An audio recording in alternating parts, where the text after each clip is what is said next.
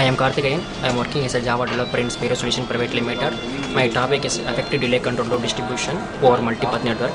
In this project, we are developing some server and clients, interaction with the server and clients. A server going to send the data to the clients. The files will be split into several packets. The packets will be traveled along several paths.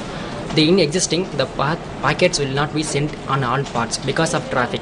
Traffic block the sending of the packet. In existing, the packets will not be sent in destination side, that is client side. So suppose I am splitting the packets in 6 packets, means 6 packets are divided into 3 packets, and each 2 packets are traveled along each path. Suppose I am taking 3 parts. 2 packets traveling along 2 paths. Suppose one path is traffic is occurred, means that the 2 packets are not sent because of traffic.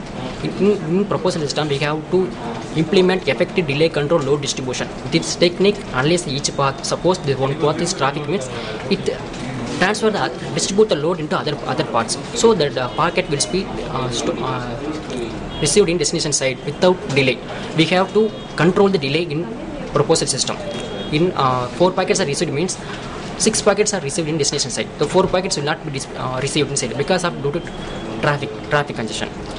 So our architecture diagram is server has a list of files. Suppose client wants the data to server, means server requires to upload all the files in server side. Suppose client sends the file to the request to the server. The server responds to the client.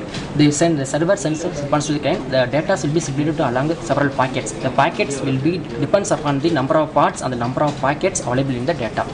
The parts here we are applying effective delay control load distribution algorithm. The algorithm analyzes each path whether the path is congested or not. Suppose the traffic is available, means it distributes the load into other paths. So the packets will be received in client side without delay. Here we are applying packet reordering algorithm. Here the packet will be received in client side with unordered manner. So we have to reorder all these paths. Here the overall texture of the architecture diagram. So we are conclude our project.